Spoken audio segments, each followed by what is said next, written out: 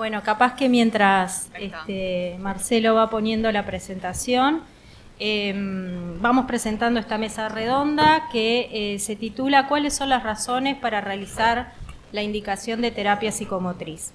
Y nos acompañan la profesora doctora Loreley García, que es directora de la Clínica Pediátrica B de la Facultad de Medicina de la Universidad de la República. Más abajo. La profesora adjunta, la doctora Paula Gándaro, cocoordinadora del equipo de neuropsicología de la Cátedra de Neuropediatría de la Facultad de Medicina de la Universidad de la República. La profesora adjunta, magíster Florencia Bueno, coordinadora del área de clínica de lactantes del Departamento de Psicomotricidad de la Facultad de Medicina, Universidad de la República. Y quien les habla, profesora adjunta Mariana Díez, coordinadora del área de diagnóstico y tratamiento psicomotriz del Departamento de Psicomotricidad de la Universidad de la República. ¿Estamos para empezar? Sí, bueno. Perfecto. Bueno, buenos días, buenas tardes. ¿Se escucha bien, no? Sí, no necesitamos. Para todos y para todas, para nosotros, un placer poder intercambiar con ustedes, agradeciendo a Juan y a su equipo, que en realidad nuestros saberes, ¿no?, sin conocernos físicamente, ¿no?, ni personalmente, confluyeron. Y bueno, esperemos que este recorrido, bueno, sirva para poder enriquecer, ¿no? Bueno, nosotros en realidad nos trazamos este recorrido que desde lo que es la disciplina a la cual... Bueno. Perdón. Bueno, ahora sí. ¿Está bien ahí? Que, como les decía, nosotros nos trazamos un recorrido en el cual obviamente que cada una tiene su experticia y es lo que va a tratar de mostrar en esta conjunción de ver al individuo desde un curso de vida y no desde un ciclo de vida. Entonces, independientemente de mi disciplina, a la cual dirijo, que es la pediatría, creo que esta perspectiva de cambio, de modelo, ¿no?, de atención en lo que es el curso de vida del individuo inserto en la comunidad, en la familia y el lugar en el cual tanto la sociología como la demografía como la antropología, ¿no?, está, es donde ese constructo hace que mejoremos la calidad asistencial de las diferentes personas. Así que bueno, la importancia del tema, los objetivos de la psicomotricidad en relación a esta perspectiva, ¿no?, y estrategia, el desarrollo psicomotriz y la calidad de vida, que es el otro aspecto muy importante que nosotros tenemos que brindar independientemente del rol que cumplamos, el abordaje desde la neuropediatría, los problemas del desarrollo y los motivos de consulta desde el abordaje de la psicomotricidad en sí, ¿sí?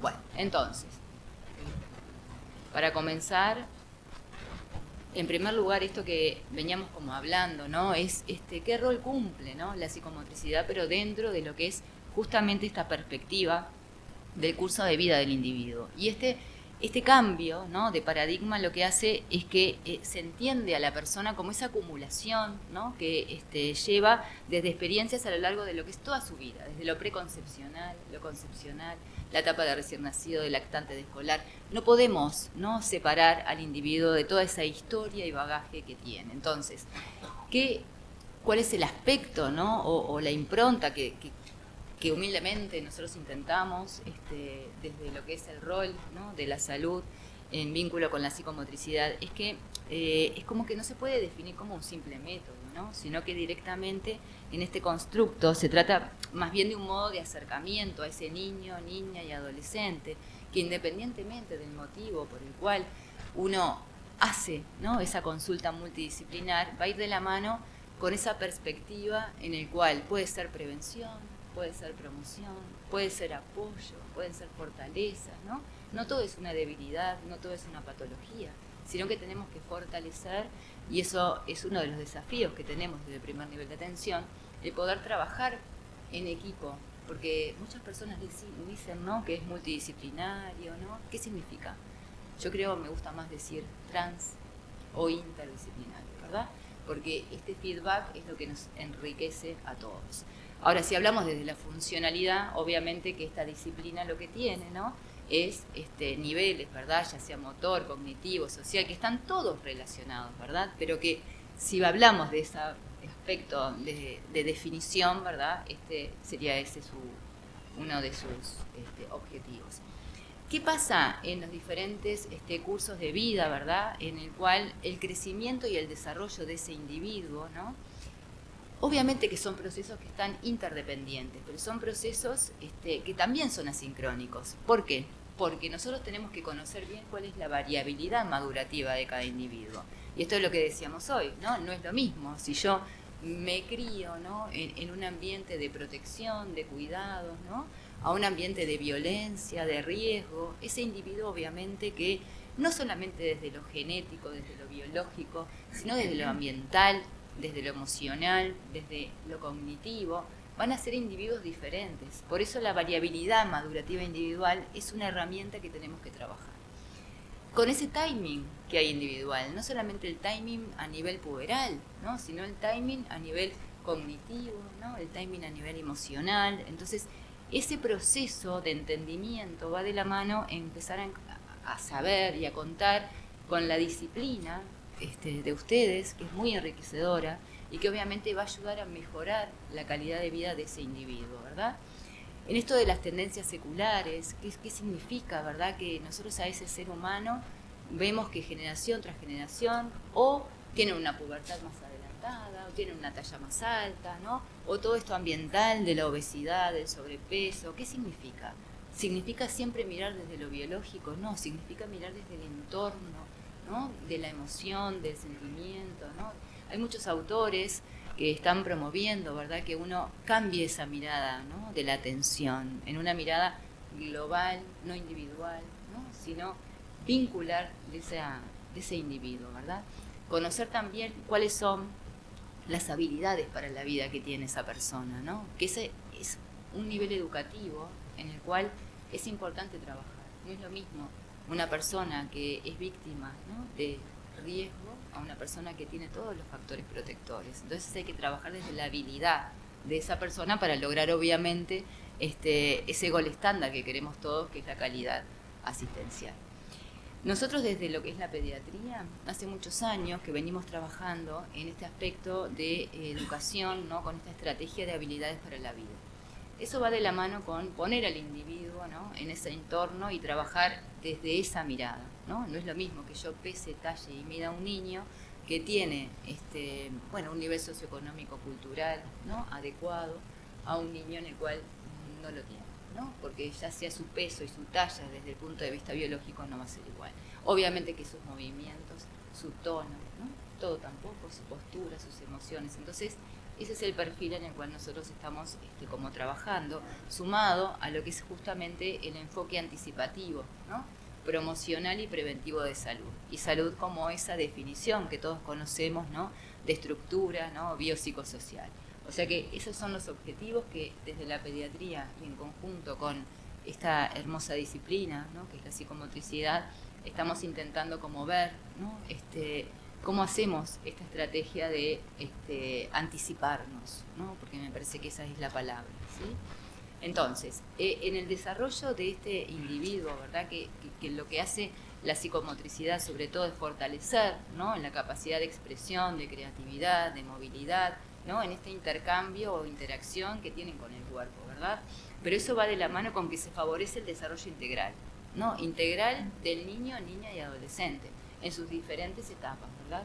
Y obviamente que se fortalece a través de esas características psicoeducativas y afectivas, y motrices, ¿no? Y lo otro, como que nos pareció como importante destacar, era el otro aspecto, ¿no?, o el otro pilar, que es el desarrollo socioemocional afectivo, ¿no?, que obviamente eso va a fortalecer que adquiera las habilidades y destrezas para poder que su autoestima, que no es nada menor, ¿verdad?, realmente sea lo que ese individuo pretende, ¿sí? Bueno, te dejo, Paula. Nos vamos cambiando porque así podemos dejar cada una. Adelante. Bueno, hola. Y acabamos desde la neuropediatría. Cuando nos pusimos a pensar por qué nosotros pedimos muchas veces o sugerimos, ¿no?, tratamiento psicomotriz, que mucho nos ayuda, y por qué hacemos esas sugerencias y en qué momentos, ¿no?, o a qué niños y niñas y adolescentes, ¿no? Bueno, ¡Ay, qué suerte! qué bueno porque yo fui compañera de ellos. Bueno, fundamentalmente, ¿dónde? ¿No? En los trastornos del neurodesarrollo, en lo que es la estimulación del desarrollo, ¿no? En niños que tienen factores de riesgo, por ejemplo. Cuando hay un daño cerebral adquirido, ¿no? En alguna función que involucra lo motor o lo visoespacial. También en las afectaciones de algunas patologías neurológicas que afectan, ¿no? Algunas zonas cerebrales con funciones cognitivas que se vinculan, ¿no? a la psicomotricidad, como pueden ser las epilepsias, ¿no? En algunas topografías, o algunos síndromes genéticos que tienen algún perfil neuropsicológico particular que afecta algunas funciones cognitivas que tienen que ver también con esto, ¿no? Con lo visoespacial, lo motor. Por ahí. Y bueno, pensando un poco en el desarrollo, nada, repasar cosas que ya todos sabemos, pero como vamos para ahí, vamos para ahí. Plantear esto, ¿no? Que decía un poco Loreley, que obviamente es la interrelación entre los aspectos biológicos y el entorno social y físico de la persona. Y esto de que el contexto modula el genotipo, ¿no? O sea, y que son claves los factores ambientales, ¿no? Que interactúan con ese genoma en las etapas críticas del desarrollo, principalmente en los primeros 1000 días, ¿no? De vida postconcepcional. Y acá, bueno, tenemos una figura que la idea es mostrar un poco cómo es ese recorrido, que sería la flecha, ¿no? No sé si la logran ver bien ahí. Sí. Pero bueno, que ahí, empieza desde lo prenatal y termina en la adultez, digamos.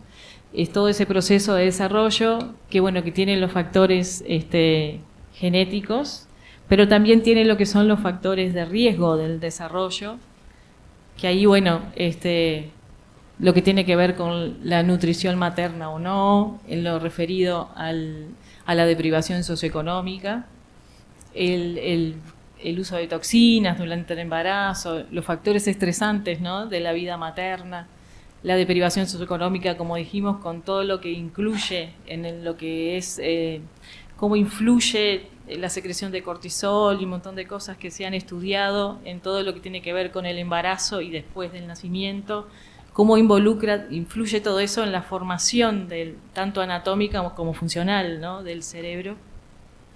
También lo que tiene que ver con la salud física y mental propia. Y después, todo lo que es después del nacimiento, los estresores ambientales, si son persistentes o no.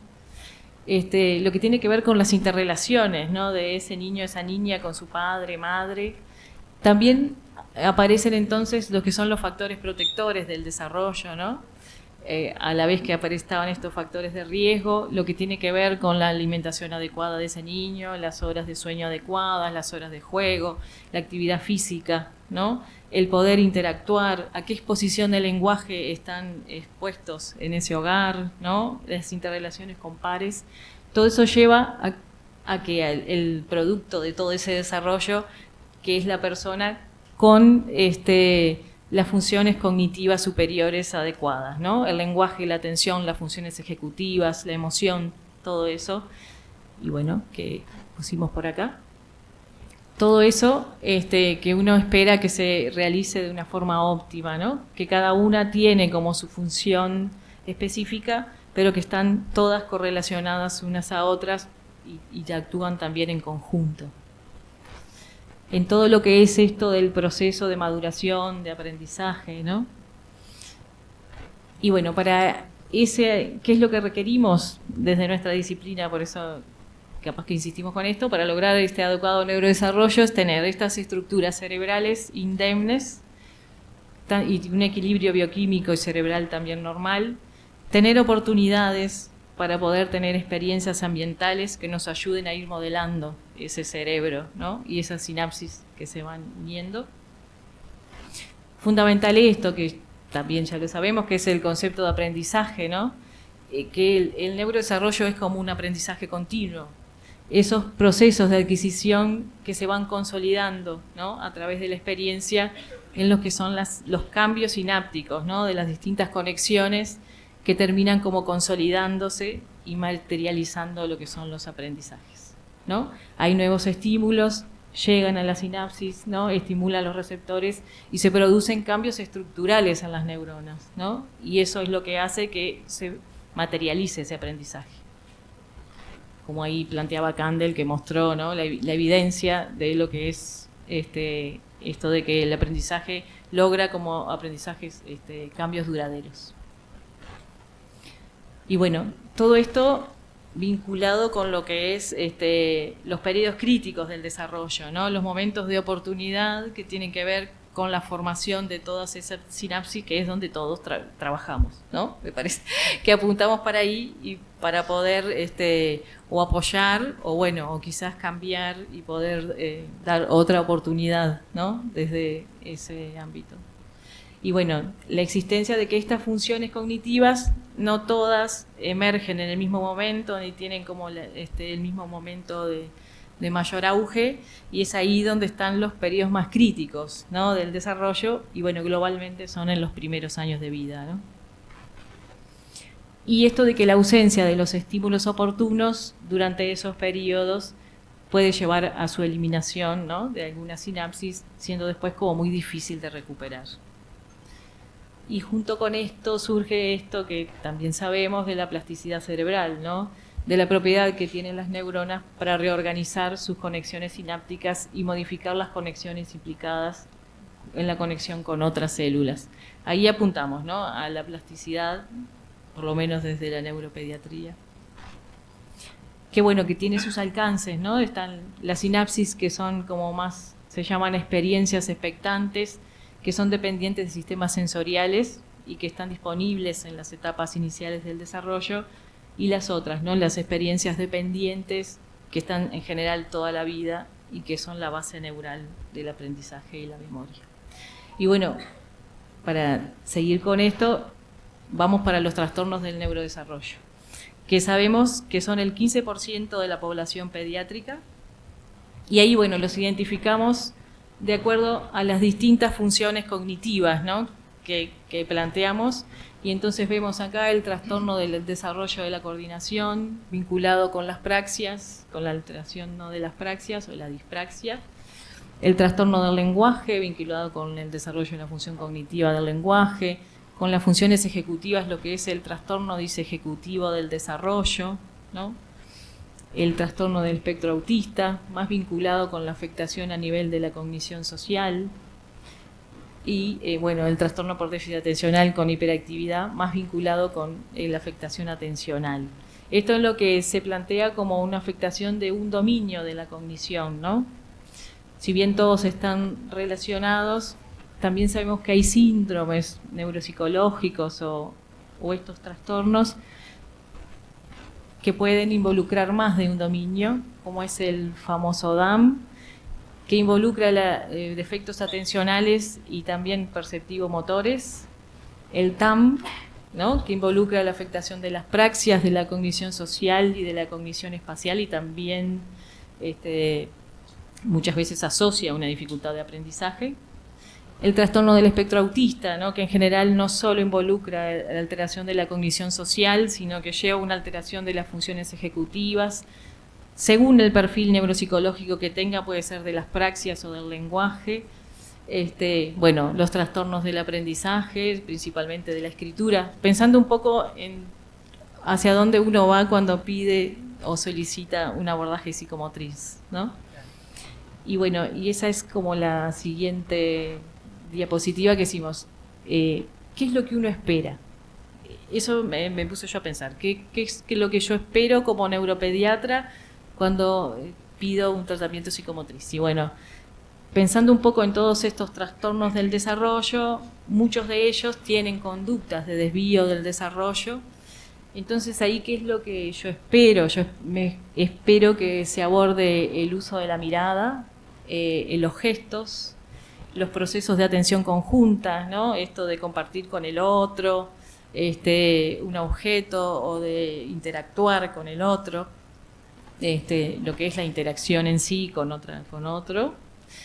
En el abordaje de las funciones ejecutivas, que muchas veces está afectado en el trastorno del espectro autista con esto de la flexibilidad cognitiva principalmente, también en el trastorno por déficit atencional, y bueno, ¿no? Y bueno, ver un poco también los procesos de esto de la monitorización, la planificación, la organización, la atención específicamente, el control inhibitorio, ¿no? En el desarrollo, tanto en las funciones ejecutivas en sí instauradas como en lo que son los precursores, que muchas veces trabajan los psicomotricistas, ¿no? El juego, ¿no? Porque muchas veces estos trastornos van asociados con alteraciones en los niveles de juego, ¿no? La evolución de esos tipos de juego, ¿no? Uno espera que eso vaya cambiando, que se vaya enriqueciendo, que se logre mayor flexibilidad, ¿no? En algunos de esos trastornos, que este juego pueda ser compartido con otro. A su vez, muchas veces promueven los procesos de autonomía, ¿no? De ese niño, esa niña o ese adolescente, y también trabajan lo que son las habilidades sociales, ¿no? O sea, todo eso, pensando en eso. Después en otras cosas, bueno, cuando está afectada la coordinación, el abordaje de las praxias, lo grafomotor, la eficiencia de los movimientos. Lo visoespacial, que acá puse aspectos visoespaciales porque realmente es algo que es bien de ustedes y desconozco específicamente cómo es que lo trabajan, pero sé que trabajan eso. En el lenguaje, cuando hay alteraciones en el lenguaje, ¿qué cosas uno espera que se trabaje? El lenguaje no verbal, ¿no? Todo lo que es la comunicación, el diálogo entre uno y otro, lo que tiene que ver con la pragmática del lenguaje. O sea que por ahí también, ¿no? Hacemos eso, esas sugerencias de abordaje. Y bueno, después en el daño cerebral sobrevenido, la afectación más de las enfermedades neurológicas y genéticas, tiene más que ver con lo que son el daño en sí de las funciones cognitivas, ¿no? Tanto de las praxias o de la cognición espacial en sí, que ahí más que una ¿no? Se funciona más como una lesión, como una apraxia o como, ¿no? O sea, cosas que si no se ven en el desarrollo, son por lesiones, ¿no? Eso. Y bueno, nada, para terminar, nos parece importante decir que este abordaje a nosotros nos impresiona que está bueno que los objetivos del tratamiento en cada etapa estén claros, que se pueda comunicar esos objetivos a la familia para que participe de esos, y que también se hagan como evaluaciones de los progresos que se van haciendo, ¿no? Cuando a nosotros nos llegan los informes y bueno, se propuso esto, estaba en esta situación, hice tal cosa y bueno, yo veo un progreso en esto, ¿no? A nosotros, porque a veces tenemos poco tiempo, ¿no? O sea, nos aporta un montón ver funcionó, no funcionó, seguimos por este camino, eso. Importante esto de que, bueno, la persona, el niño, el adolescente es el centro, ¿no? de ese abordaje, y que bueno, que es re importante que se haga con la familia, porque no sé cómo es en Argentina o en España, pero acá muchas veces el tratamiento psicomotriz es una sesión semanal de 45 minutos o 2, y entonces el resto de los días y la semana en general está más con la familia, entonces nos parece re importante el abordaje con la familia, ¿no? Que la familia también ahí perciba qué es lo que le pasa a ese niño, a esa niña, y también qué sugerencias se le dan para trabajar en su casa, ¿no? O en la escuela. Eso también en la escuela, ¿no? Que a veces no es fácil, pero me parece que es re importante tanto escuchar lo que dice la escuela como sugerir, ¿no? La escuela, el liceo, yo qué sé, los centros de educación inicial. Yo desconozco un poco qué tanta apertura hay a nivel escolar acá en el Uruguay. De mis pacientes me parece que a veces la disponibilidad es como muy variable. A veces a uno le encantaría que pudiera ir un psicomotricista y ver cómo juega ese niño, qué sugerencias hace, cómo lo ve en el recreo, para que la escuela pudiera quizás hacer algún cambio también, ¿no? Que no todo sea el niño que se adapte a esa escuela, ¿no? No sé.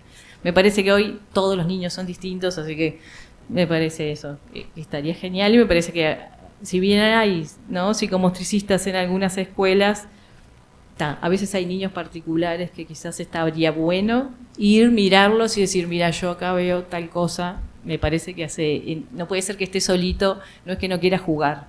Seguramente si le ofrecemos otra cosa, capaz que juega con los demás, ¿no? Por ejemplo. Bueno, nada, el contacto con el equipo de salud, el equipo en sí, que esté coordinado, porque muchas veces está el psicomotricista, está el fonoaudiólogo, ¿no? Ver para dónde van, ¿no? Eso. Y nada, para lograr una mejor inserción en los distintos contextos y aprendizajes significativos. Pero iba por ahí. No. ¿Te quedas ahí? Sí, Dale. vos me pasás, yo te voy diciendo. Mejor así no nos movemos. Bueno, yo soy docente de la licenciatura en psicomotricidad de la UDELAR y mi experiencia de trabajo tiene que ver con el campo de la clínica psicomotriz, con niños y niñas, y es desde allí que quisiera compartir algunas ideas en relación a la pregunta que se formula esta mesa. Para acercarme a responder esta pregunta, entiendo necesario realizar un breve recorrido por algunas conceptualizaciones teóricas que son las que sustentan nuestra práctica. Prometo ser sintética o intentar serlo. La psicomotricidad se ocupa del cuerpo y considera para su estudio la particular integración entre la dimensión biológica y la dimensión psíquica en el contexto de las relaciones interpersonales. De acuerdo a los planteos de Balón, que ha sido nombrado varias veces hoy, y a los planteos de Ajuria Guerra, el tono muscular cumple una función muy relevante en la construcción del cuerpo como precursor de la vida psíquica, afectiva y cognitiva. Este proceso de construcción requiere de un entorno social, como también lo mencionaron las compañeras, que pueda asumir la función de cuidado. Ahí está, esa premisa. Perfecto. Ahora bien, perdón. ¿Qué aristas del cuerpo como objeto de estudio y de intervención complejo, que además interesa ciertamente a muchas disciplinas, ocupan a la psicomotricidad? Es decir, ¿cuál es el campo de análisis específico de nuestra disciplina? Y aquí, a riesgo de resultar excesivamente esquemática, identifico al hacer como posibilidad a partir de la integración de las dimensiones orgánica y psíquica, el hacer significante dirigido a otras personas, el hacer como proyección del cuerpo y de las dimensiones tónico-posturomotriz, y el hacer como instrumento de acción y como instrumento de adaptación y de intercambio con el medio. En definitiva, el hacer entendido como una construcción potencial a partir de una actividad refleja inicial que, mediada por el mundo simbólico, posibilita, a partir de los procesos de integración de la dimensión orgánica, que define ciertas condiciones de posibilidad, y de la dimensión psíquica, posibilita la construcción del complejo repertorio de movimientos voluntarios que permiten la resolución de las necesidades humanas. Me refiero aquí a la actividad práctica, la manipulación de objetos, la comunicación. Entonces, brevemente señalar que la psicomotricidad es una disciplina que toma por objeto de investigación y de intervención al campo tónico-posturomotriz como soporte del hacer significante. Una primera respuesta a la pregunta que se hace esta mesa, entonces, es las indicaciones de terapia psicomotriz se vinculan con la identificación de dificultades a nivel de este proceso, a nivel del proceso de constructividad corporal. Por supuesto que en este recorrido el basamento biológico es imprescindible, pero no es suficiente para explicar la complejidad del funcionamiento del ser humano y, como también se ha dicho en varias oportunidades hoy, el medio social que preexiste al nacimiento genera las condiciones para que la potencialidad de la especie se actualice en la construcción de las dos herramientas principales con las que contamos, que son el lenguaje y el movimiento voluntario. Luego, la dimensión psíquica se construye en el encuentro entre esta materialidad orgánica y el medio social que la recibe. La clínica nos muestra con bastante frecuencia que algunos factores del entorno, por ejemplo, el campo de significaciones que introducen los referentes significativos, puede guiar el desarrollo. No, el anterior. Todavía no pasé. Puede guiar el desarrollo en una dirección u en otra. El campo de significaciones envuelve de alguna manera al organismo, ordenando, imaginando, ofertando y también demandando. Esto no significa que las condiciones iniciales de posibilidad del equipamiento neurobiológico de base con sus fallas, a veces muy importantes, a veces más discretas, no impongan ciertos márgenes. Lo que intento transmitir es que el soporte neurobiológico inaugura el desarrollo, pero no es el único factor que está en juego. Por otro lado, estas posibilidades iniciales diversas del equipamiento también inciden sobre el imaginario de los padres y de las madres y en consecuencia inciden sobre las prácticas de crianzas concretas con los niños y las niñas. Ahora sí. Sí. Para caracterizar a la estructura psicomotriz, el cuerpo y sus producciones, el movimiento, el tono, los gestos, las posturas en relación a otras personas, recurro a los planteos de Coriat y Jerusalinski, en particular a la distinción que realizan entre los aspectos estructurales del desarrollo que constituyen al sujeto y los aspectos instrumentales del desarrollo que le permiten a la persona efectivizar los intercambios con el medio. Los aspectos estructurales son el sistema biológico, principalmente el sistema nervioso central, el sistema psíquico afectivo y el sistema psíquico cognitivo como sistemas diferenciados dentro de lo psíquico. Estos tres sistemas están entrelazados y conforman la estructura de base del desarrollo, que es el resultado de un proceso de construcción a partir de las posibilidades heredadas y de los intercambios con el medio. Frente a una dificultad a nivel del desarrollo, estas estructuras básicas aparecen interpeladas. En la superficie de esta estructura básica que actúa como soporte se diferencian o se difractan, dicen el autor y la autora, las herramientas que permiten los intercambios con el entorno. Entonces, los aspectos instrumentales son el lenguaje, la psicomotricidad, los hábitos, el juego y los procesos de socialización.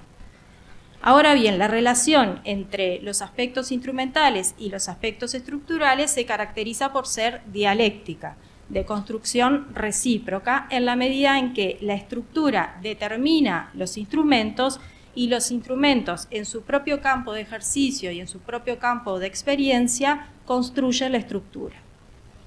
En el cuerpo se entrecruzan entonces aspectos de la estructura y aspectos instrumentales, y es en este entrecruzamiento entre lo biológico y lo psíquico que se ubica la especificidad de la psicomotricidad. La siguiente, por favor. Entonces, a partir de estos planteos es posible identificar alteraciones, alteraciones de la estructura biológica, siempre en un entramado con lo psíquico y con el medio, que juega un papel muy importante, es decir, alteraciones específicas del campo orgánico que de alguna manera predisponen a la expresión de sintomatología en el campo psicomotriz.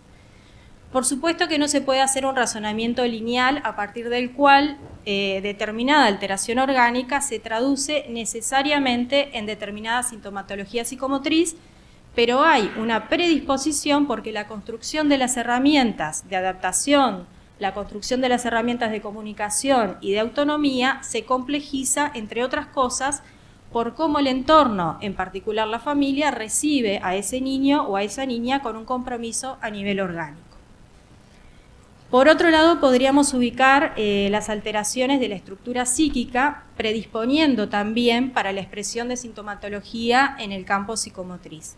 Y luego alteraciones específicas del entramado psicomotor en las que no se identifican alteraciones de la estructura psíquica o de la estructura orgánica, pero hay algunos procesos de construcción de las herramientas que están fragilizados, que son más lentos, que muestran cierta debilidad. Entonces, al distinguir los aspectos instrumentales y los aspectos estructurales como cuestiones diferentes, es posible identificar alteraciones instrumentales en las que las estructuras de base no están mayormente comprometidas y alteraciones estructurales que en general asocian dificultades instrumentales y que se expresan en la dimensión tónico-posturomotriz. Las alteraciones estructurales requieren abordajes integrales e interdisciplinarios justamente por la complejidad de las estructuras y de las herramientas que están en juego. Voy a avanzar un poquito más. Esto me lo salteo. ¿Cuáles son entonces las indicaciones de terapia psicomotriz? A grandes rasgos, Quedamos ahí. A grandes rasgos, las dificultades en la esfera del hacer con el cuerpo, entendiendo el hacer como proyección de la estructura psicomotriz que emerge del interjuego del equipamiento neurobiológico y la experiencia, es decir, el hacer con los objetos, el espacio, el tiempo, las personas. Es lo que se da a ver, lo que queda o que lo que se pone en juego en el campo de lo expresivo, y este hacer puede estar interpelado a grandes rasgos de 3 maneras: exceso de movimiento, poco movimiento y o mala calidad del movimiento. Esto es lo visible. Lo que tenemos que poder hacer es interpelar el fondo que sostiene esta presentación, esta figura. A partir de aquí podemos avanzar a un ordenamiento que obviamente pierde sentido si se mantiene en el plano meramente descriptivo. Es un ordenamiento de lo visible, de lo expresivo, pero que tiene que ser interrogado en su sentido. Es un ordenamiento semiológico que constituye un marco general para luego pensar las particularidades del funcionamiento de cada niño, de cada niña, y no a la inversa, una clasificación a la que el niño o la niña se debe acomodar a partir muchas veces de cierto forzamiento, algo que comentaba más temprano Silvia, estas clasificaciones que de alguna manera resultan aplastantes para la subjetividad.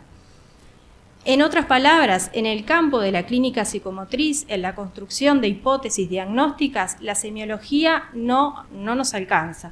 Es necesario avanzar hacia una interpretación del conjunto de los signos. Entonces, a grandes rasgos, podemos identificar las inhibiciones, las inestabilidades y las torpezas.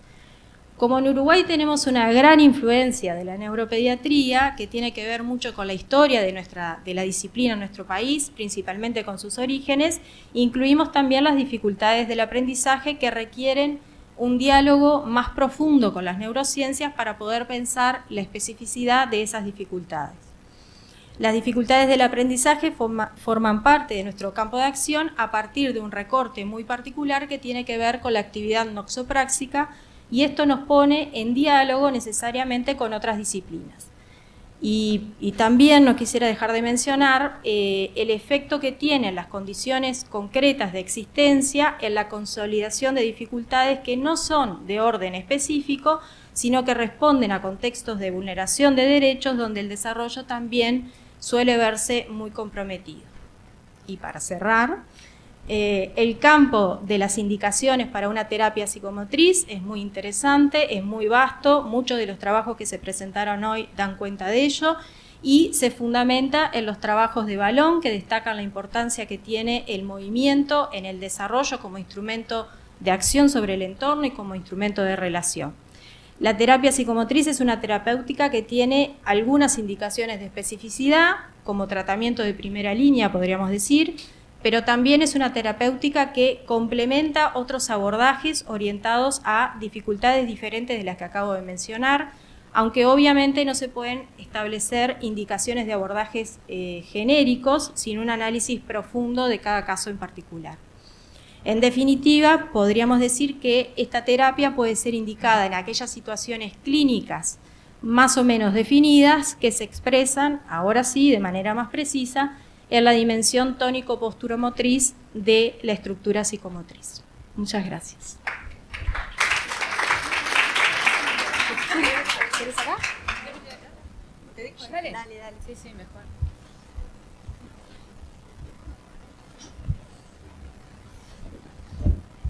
Bueno, falta poco.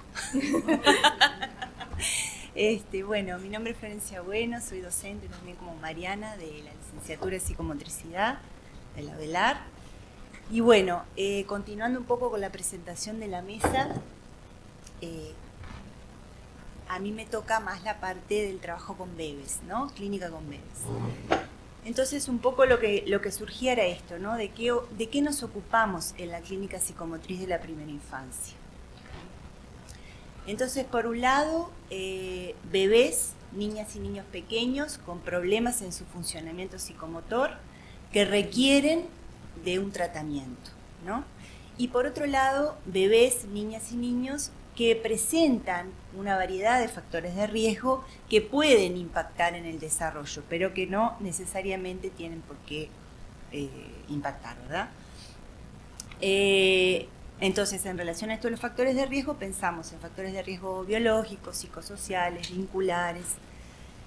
Y en relación a esto de cómo nos posicionamos frente al bebé con factores de riesgo, lo que queremos distinguir que no se trata de patologizar ni medicalizar, sino, bueno, estar atentos a la presencia de esos factores de riesgo y cómo pueden incidir en el desarrollo, ¿tá? Y intervenir oportunamente.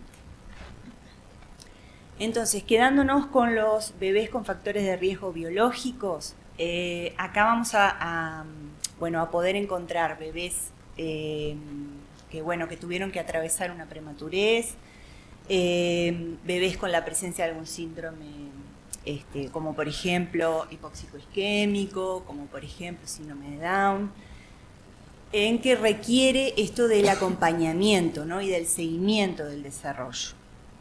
Entonces, acá me ponía a pensar, bueno, ¿qué tenemos en relación al seguimiento? En Uruguay tenemos las unidades de atención temprana, como que están funcionando ahora las llamadas casas de desarrollo, y también Serenar, que está como en un proceso de transformación, pero bueno, que también es una política de seguimiento en relación al desarrollo.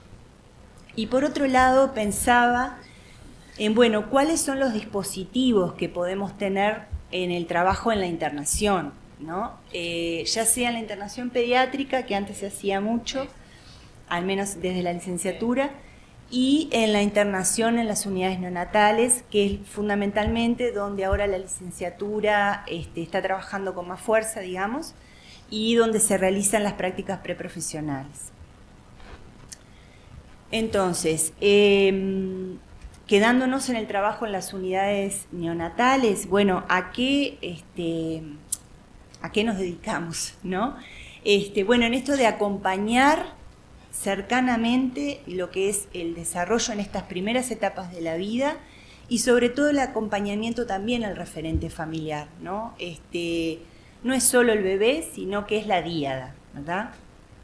Entonces, aquí apuntamos a los cuidados en el neurodesarrollo y al acompañamiento y sostén de los referentes parentales y favorecer el encuentro, la relación entre este bebé que le toca vivir estas vicisitudes y también a esta familia que sufre también todo este impacto.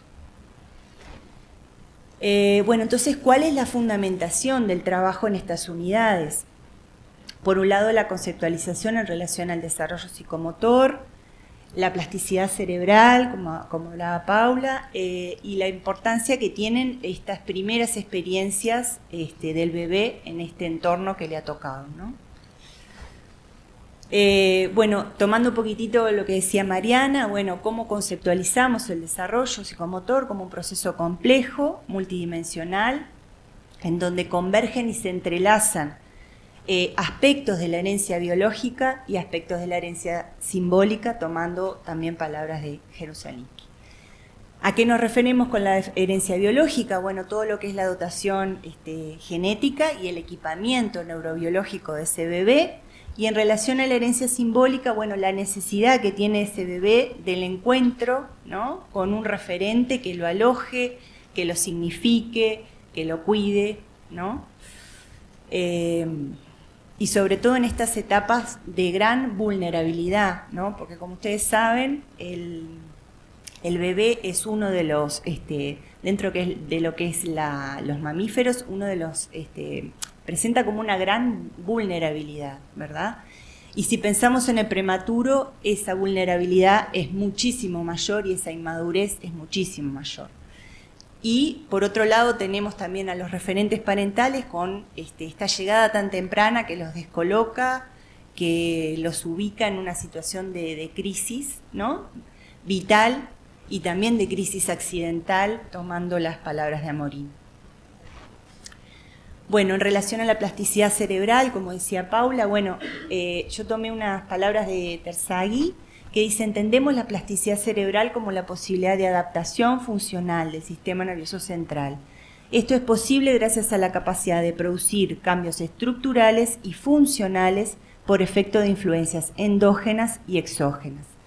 La estimulación y las condiciones del entorno pueden dar origen a cambios numéricos, morfológicos y funcionales en la sinapsis. Entonces, acá es que revalorizamos muchísimo la tarea del psicomotricista en estas unidades neonatales, cuidando ese entorno que es hostil para el bebé, hay que decirlo, pero que es necesario. Entonces, bueno, nos parece como sumamente importante el trabajo en estas unidades. Y por otro lado, otro punto a nivel de las experiencias, ¿no? Que va ligado con esto que decía, ¿no? Cuando el bebé se encuentra dentro del útero, el feto, todos los estímulos están sumamente amortiguados, ¿no? La luz, el sonido, el posicionamiento, y al momento del nacimiento, y sobre todo en un momento tan temprano, bueno, todos estos estímulos cambian drásticamente, ¿no?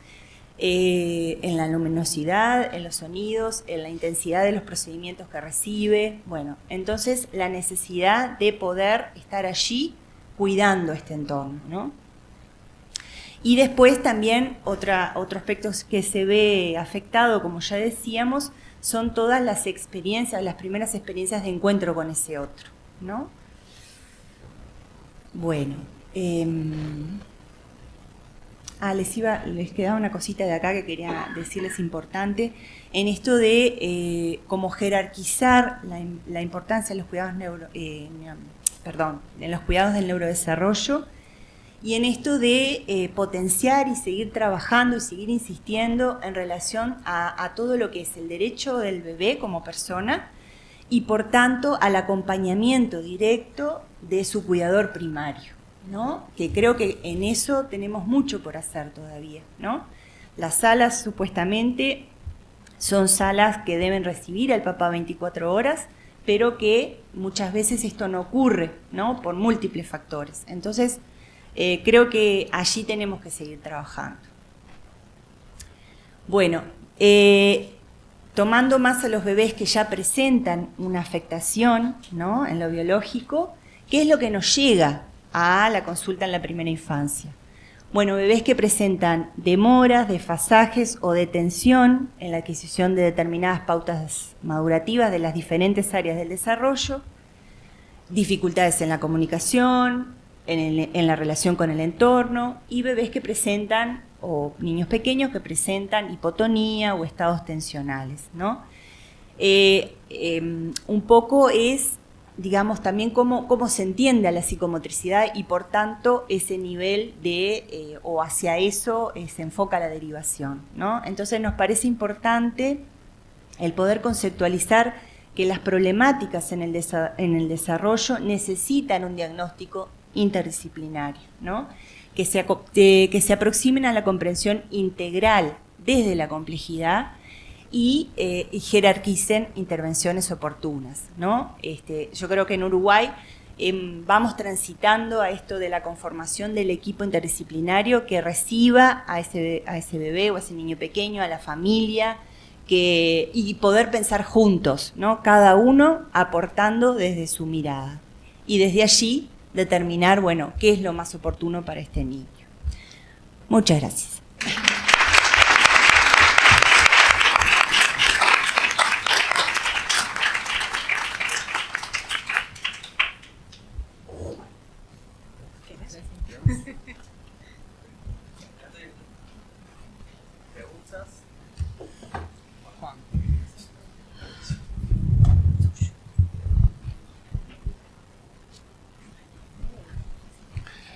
Bueno, pese a la juventud de las expositoras,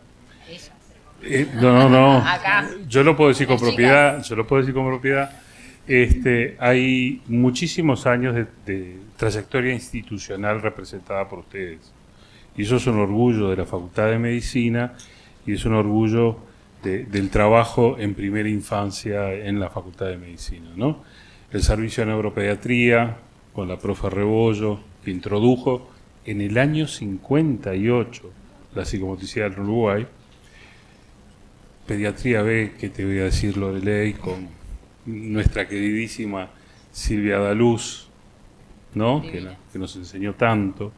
Bueno, y las compañeras, que son las responsables de áreas muy relevantes en la licenciatura.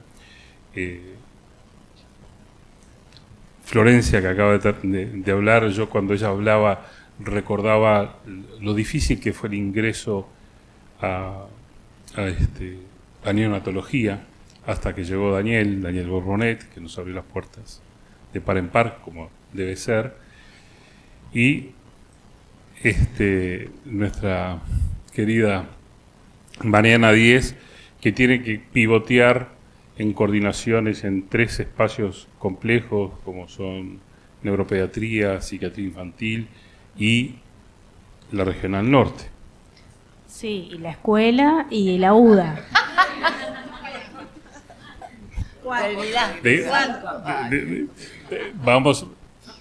Vamos agregando, sí, tenés razón. Pero quiero destacar la importancia de esta mesa. Y sobre todo porque hay personas del exterior mirándonos por Zoom y compartiendo acá. Esto es uno de los orgullos de la Facultad de Medicina, ¿no? Con idas y venidas, con mejores momentos, con momentos muy cíclicos, pero esto es uno de los orgullos de la Facultad de Medicina. El poder trabajar de esta manera entre las distintas especialidades y las distintas profesiones. Y voy a señalar una cosa más, porque tengo la camiseta puesta. Loreley García, la profe Loreley, presentó un proyecto que ya fue aprobado de salud adolescente de múltiple ingreso para el posgrado de especialista en la escuela de graduados, donde no solo los pediatras, sino todos los que integramos en los equipos de salud, vamos a profundizar nuestra formación en adolescentes. Por eso yo, como viejo profesor, realmente me llena de orgullo verlas a ustedes 4 ahí.